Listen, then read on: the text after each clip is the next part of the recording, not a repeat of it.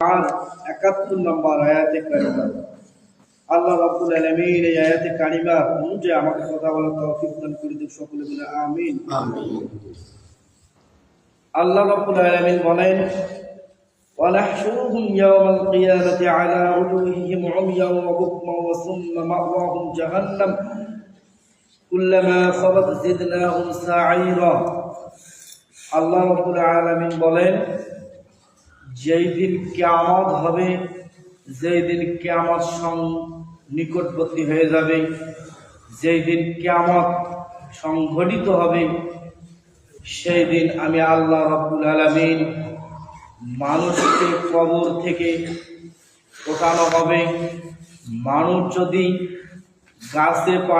গাছে খেয়ে ফেলে, মানুষ যদি মাটি খেয়ে ফেলে, মানুষ যদি পানিতে মরে যায়, পানিতে থেকে মানুষকে যদি জলে পুরে সারকার করে দেওয়ানো হয়, আমি আল্লাহ রাব্বুল আলামিন কিয়ামতের ময়দানে তাদেরকে যে যে জায়গায় আছে না কেন, সেই জায়গায় থেকে মানুষকে ওঠানো হবে। ওয়ানাহশুরুহুম ইয়াওমাল কিয়ামাতি আলা উজুহিহিম উময়ান ওয়া বুকমান ওয়া সুম্মা মাওয়াহুম জাহান্নাম কুল্লামা খাবাত জিদনাহুম সাঈরা। আল্লাহ রাব্বুল আলামিন বলেন যে আমি কিয়ামতের ময়দানে মানুষকে তিনটি শ্রেণীর বিভক্ত করব। এক শ্রেণীর মানুষকে আল্লাহ রাব্বুল আলামিন কিয়ামতের ময়দানে মুখের মাধ্যমে হেঁটে কিয়ামতের ময়দানে মানুষ অবস্থান করবে। ওয়ানাহশুরুহুম ইয়াওমাল কিয়ামাতি আলা উজুহিহিম উময়ান ওয়া বুকমান ওয়া সুম্মা মাওয়াহুম জাহান্নাম। আমি ওই সকল মানুষদেরকে মুখের উপর ভর দিয়ে চলা অবস্থায় এবং বুকমান ওয়া সুম্মা মাওয়াহুম জাহান্নাম, আমি তাদেরকে বধির বোবা অন্ধ করে কিয়ামতের ময়দানে ওঠাবো। আয়েশা রাদিয়াল্লাহু তাআলা আনহা বলেন যে জিজ্ঞাসা করলেন, ইয়া রাসূলুল্লাহ, ইয়া হাবিবাল্লাহ, মানুষ কিয়ামতের ময়দানে কিভাবে মানুষ মুখের মাধ্যমে হেঁটে অবস্থান করবে? আল্লাহ রাসূল সাল্লাল্লাহু আলাইহি সাল্লাম বললেন, যে আল্লাহ মানুষকে এক ফোঁটা পানি, এক ফোঁটা বীর্য দিয়ে মানুষকে আল্লাহ রাব্বুল আলামিন পৃথিবীতে এনেছে, আবার দুই পায়ে হাঁটার সুযোগ করে দিয়েছেন, সেই দিন আল্লাহ রাব্বুল আলামিন মানুষদেরকে মুখের মাধ্যমে হেঁটে চলা অবস্থান করে দিতে পারবেন। সেই আল্লাহ কাদেরকে দিবেন? আল্লাহ রাব্বুল আলামিন বললেন, ওয়াসিয়াকাল্লাযীনা কাফারু ইলা জাহান্নামা যুমারা। আমি আল্লাহ রাব্বুল আলামিন কিয়ামতের ময়দানে তারাই মুখের মাধ্যমে হেঁটে অবস্থান করবে। ওয়াসিয়াকাল্লাযীনা কাফারু ইলা জাহান্নামা যুমারা। এরা হচ্ছে কাফের। কাফের অর্থ হচ্ছে যারা কোরআনুল কারীমকে অস্বীকার করে। যারা অস্বীকার করে তারাই হচ্ছে কাফের। ওয়াসিয়াকাল্লাযীনা কাফারু ইলা জাহান্নামা যুমারা। কাফেরদেরকে যখন কিয়ামতের ময়দানে একত্রিত করা হবে, ওয়াসিয়াকাল্লাযীনা কাফারু ইলা জাহান্নামা যুমারা, আর তাদেরকেই ফেরেশতা থাকবে, তাদেরকে হাঁকিয়ে জাহান্নামের দিকে তাদেরকে নিয়ে যাওয়ানো হবে। ওয়াসিয়াকাল্লাযীনা কাফারু ইলা জাহান্নামা যুমারা, আর তাদেরকে ধাক্কাইতে জাহান্নামে নেওয়া হবে। হাত্তা ইযা জাউহা ফুতিহাত আবওয়াবুহা ওয়া ক্বালা লাহুম খাযানাতুহা আলাম ইয়াতিকুম রাসূলুম মিনকুম। যখন কাফেরদেরকে জাহান্নামের গেটে নেওয়া হবে, জাহান্নামের দরজাগুলো খুলে দেওয়ানো হবে, তখন তারা বলবে, হাত্তা ইযা জাউহা ফুতিহাত আবওয়াবুহা ওয়া ক্বালা লাহুম খাযানাতুহা আলাম ইয়াতিকুম রাসূল। যখন জাহান্নামের গেটে কিছু ফেরেশতা থাকবে, ফেরেশতা তাদেরকে জিজ্ঞাসা করবে, ওয়া ক্বালা লাহুম খাযানাতুহা আলাম ইয়াতিকুম রাসূলুম মিনকুম। তোমাদের পৃথিবীতে তোমাদের কাছে কি কোনো রাসূল আসে নাই? পৃথিবীতে তোমাদের কাছে কি কোনো আলেম যায় নাই? পৃথিবীতে তোমাদের কাছে কি কোনো সতর্ক বাণী তোমাদের কাছে যায় নাই? হ্যাঁ, ক্বালু ইয়াতলুনা আলাইকুম আয়াতি রাব্বিকুম ওয়া ইউনযিরুকুম লিকা ইয়াউমিকুম হাযা। তারা বলবে, ফেরেশতারা তাদেরকে বলবে, তোমাদেরকে আল্লাহর কোরআন তোমাদেরকে তেলাওয়াত করে কি তোমাদেরকে পড়ানো হয় নাই? তোমার আল্লাহর কোরআন দিয়ে তোমাদেরকে সতর্ক করানো হয় নাই? তারা বলবে ক্বালু বালা ওয়ালাকিন হাক্কাত কালিমাতুল আযাবি আলাল কাফিরিন। তারা বলবে অবশ্যই অবশ্যই আমাদেরকে কোরআন দিয়ে ডাকানো হয়েছে, আমাকে কোরআন পড়ে পড়ে শোনানো হয়েছে। যখন কোরআনের কথা বলছে, যদি কোনো বান্দা কোনো আলেম যদি কোরআনের হক কথা বলে, ন্যায় ও অন্যায়ের কথা বলে, তাদেরকে বলা হয়েছে আল্লাহ তাআলা এই কথাগুলো বলে নাই। যদি কোরআন কারিমের মধ্যে আমাদেরকে সতর্ক করা হয়েছে, জিহাদের কথা বলানো হয়েছে, আমরা মনে করছি আল্লাহ এরকম কোনো কথা বলে নাই। যখন মুনাফিকদের কথা বলানো হয়েছে, মুনাফিক এই চরিত্র করলে মুনাফিক হবে, আমাদেরকে সতর্ক করেছে, কিন্তু আমরা মনে করেছি এই আল্লাহ তাআলা পাঠায় নাই। আর যখন আলেমরা আমাদেরকে সতর্ক করেছে, যেখানে অন্যায় সেখানে প্রতিবাদ করতে হবে, আমাদেরকে এই কথা যখন আলেম বলছে বা আমাদেরকে রসুল বলছে, আমরা তাদেরকে বলছি আল্লাহ তাআলা এই রকম কোনো কথা বলে নাই। আমাদেরকে যখন নামাজের কথা বলানো হয়েছে, যখন আমরা বলছি নামাজ না পড়লে আমার ঈমান থাকবে, আমরা এটাই মনে করেছি। যেই দিন আমাদেরকে সতর্ক করানো হয়েছে ন্যায় ও অন্যায়, আমাদেরকে সতর্ক করা হয়েছে যে মানুষের জমিন 1 ইঞ্চি মানুষের জমিন যদি কেউ দখল করে খায়, কিয়ামতের ময়দানে আল্লাহ রাব্বুল আলামিন 7তম জমিন তার গলায় ঝুলানো হবে। এটা আমাদেরকে বলেছে, আমরা এটা মনে করি নাই যে আল্লাহ তাআলা এরকম কোনো কোরআন কারীমের মধ্যে নাজিল করে নেই। আমরা বলেছিলাম ক্বালু বালা ওয়ালাকিন হাক্কাত কালিমাতুল আযাব। আমরা আমাদেরকে বলেছি আমরা এগুলো মিথ্যা মনে করেছি। কালিমাতুল আযাবি আলাল কাফিরিন। আর আল্লাহ রাব্বুল আলামিন বলবেন কিন্তু কাফিরদের জন্য উপযুক্ত হলো এই জাহান্নাম। তারা থাকবে এই জাহান্নামে। ইয়াউমা ইয়াদউনা ইলা নারি জাহান্নাম দাআ। সেই দিন যখন এগুলা মিথ্যা প্রতিপন্ন করেছে, মিথ্যা মনে করেছে, আল্লাহ রাব্বুল আলামিন সেই দিন ফেরেশতাদেরকে বলবেন, সেই দিন ইয়াদউনা ইলা নারি জাহান্নাম দাআ। সেই দিন তাদেরকে ধাক্কাইতে মারতে তাদেরকে জাহান্নামের মধ্যে দেওয়ানো হবে।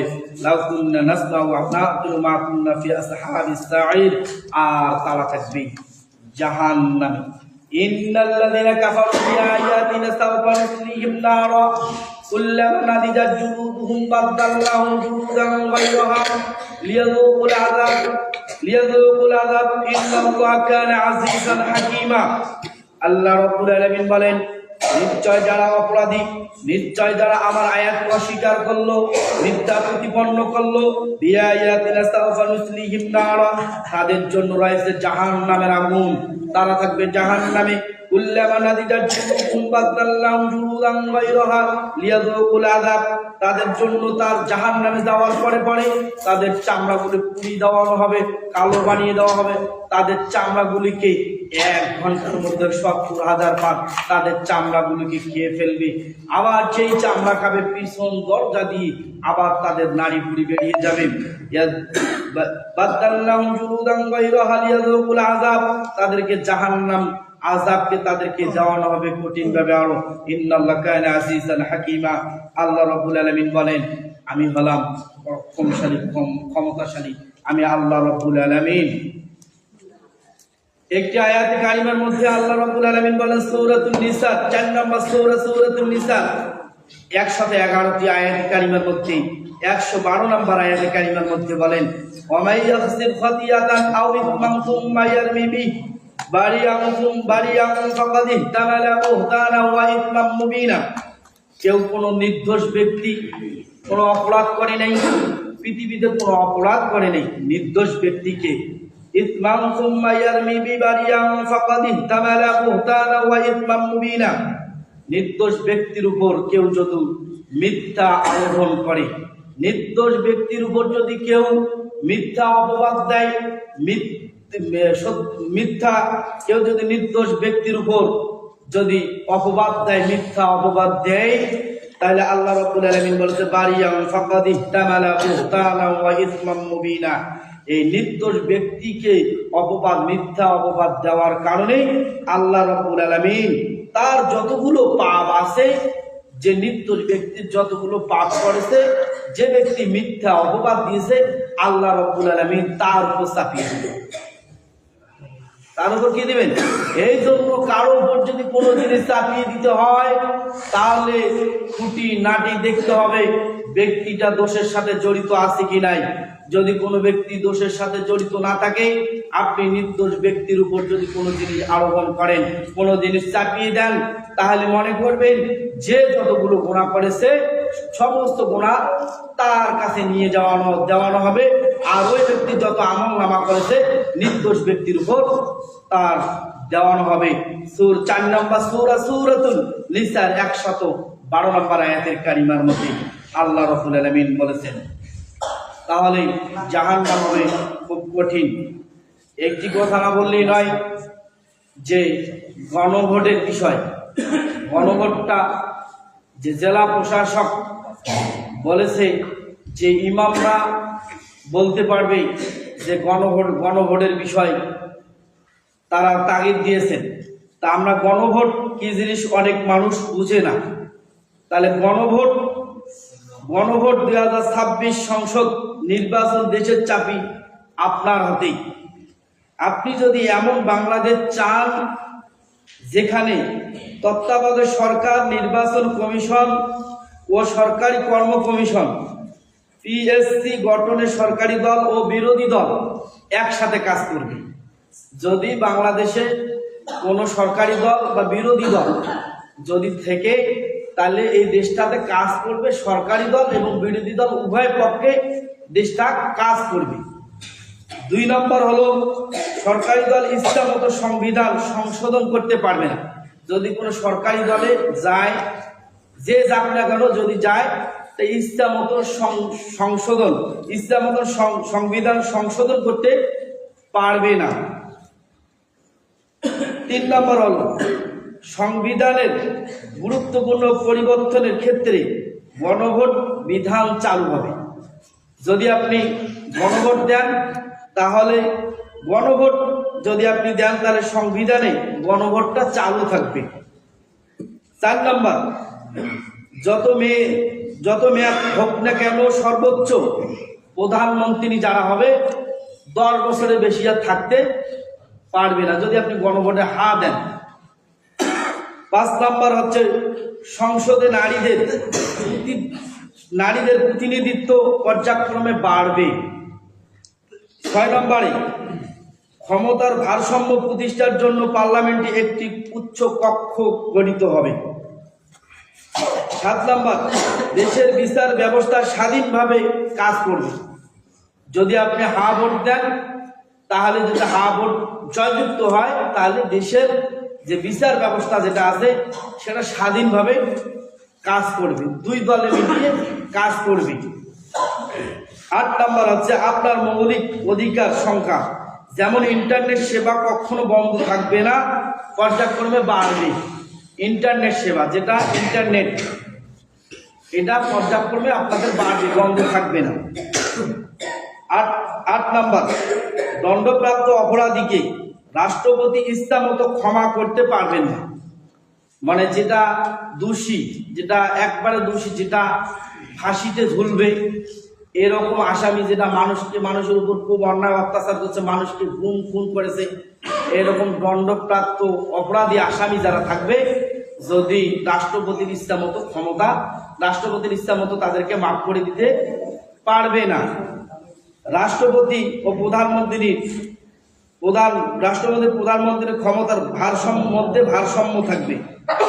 বাংলা রাষ্ট্রভাষা মর্যাদা থাকবে, পাশাপাশি অন্য জনগোষ্ঠী ভাষা সংবিধানে স্বীকৃতি মানে থাকবে। হা ভোট মানে স্বৈরাচার মুক্ত দেশ। হা ভোট মানে জনগণের অধিকার ফিরিয়ে আনা।